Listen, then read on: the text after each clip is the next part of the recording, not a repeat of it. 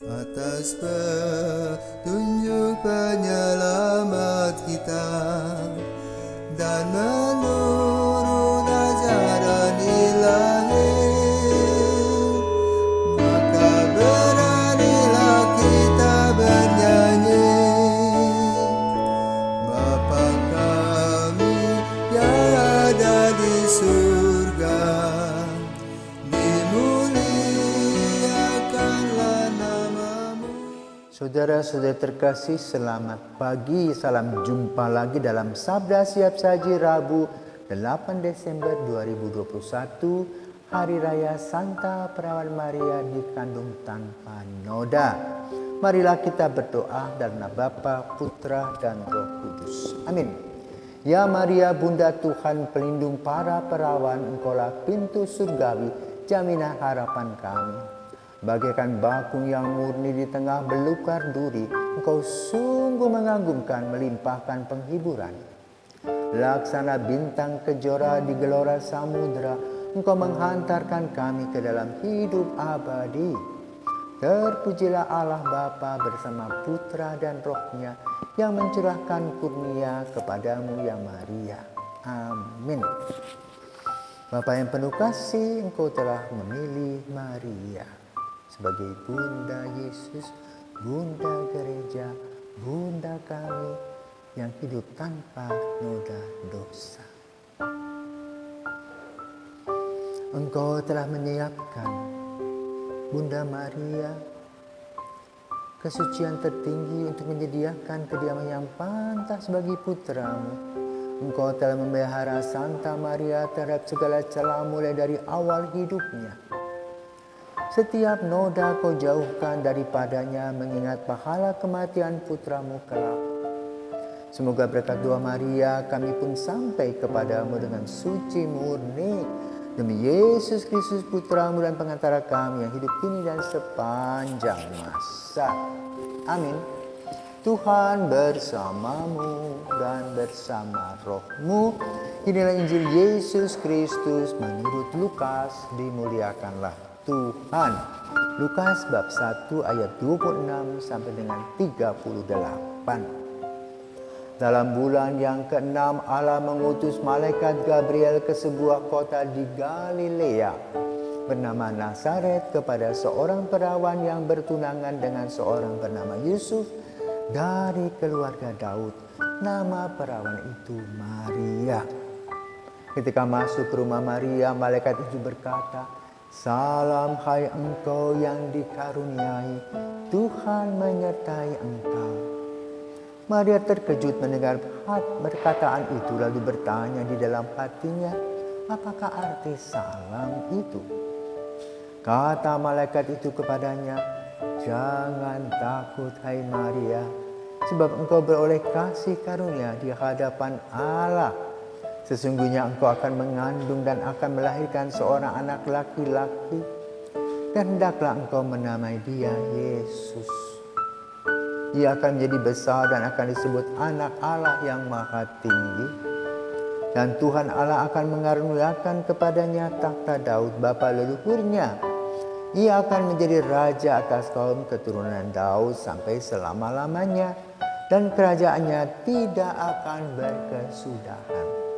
Kata Maria kepada malaikat itu, "Bagaimana hal itu mungkin terjadi karena aku tidak bersuami?" Jawab malaikat itu kepadanya, "Roh Kudus akan turun atasmu, dan kuasa Allah yang Maha Tinggi akan menaungi engkau. Sebab itu anak yang akan kau lahirkan itu akan disebut kudus, Anak Allah. Dan sesungguhnya Elisabet sanakmu itu, ia pun sedang mengandung seorang anak laki-laki pada hari tuanya. Dan inilah bulan yang ke-6 bagi dia yang disebut mandul itu. Sebab bagi Allah tidak ada yang mustahil." Maka kata Maria, "Sesungguhnya aku ini adalah hamba Tuhan. Terjadilah padaku menurut perkataanmu itu." Lalu malaikat itu meninggalkan dia. Demikianlah sabda Tuhan. Terpujilah Kristus.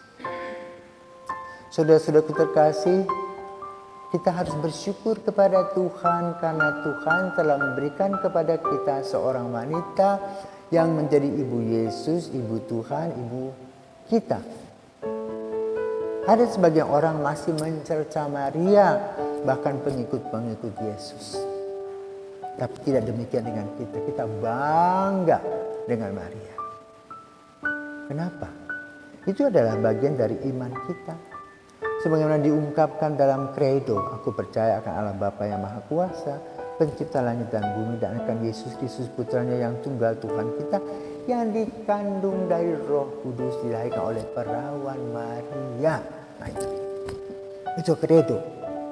Maka ketika kita mengucapkan kredo itu, sebetulnya kalau orang-orang itu mencerca Yesus, apalagi para pengikut Yesus, salah besar. Itu artinya sesat, tersesat. Kenapa? Karena kita harus memikirkan apa yang dipikirkan oleh Allah dan diberikan kepada kita oleh Allah. Itu Maria. Karena sekali lagi kita bersyukur bahwa kita mempunyai ibu kita, Ibu Maria, Ibu Yesus, Ibu Tuhan, Ibu kita. Nah, hari ini kita merayakan apa? Bunda Maria dikandung tanpa noda dosa. Apa dasarnya coba? Kubur Maria itu tidak ada jasadnya. Kemana dia? Naik ke surga. Itu merupakan kepercayaan kita. Maka ada misteri dalam Rosario, Maria diangkat ke surga. Juga dogma, Maria diangkat ke surga. Kenapa? Hidup tanpa noda dosa yang hari ini 8 Desember kita peringati. Jadi boleh dikatakan penelusuran iman terjadi dalam kehidupan gereja.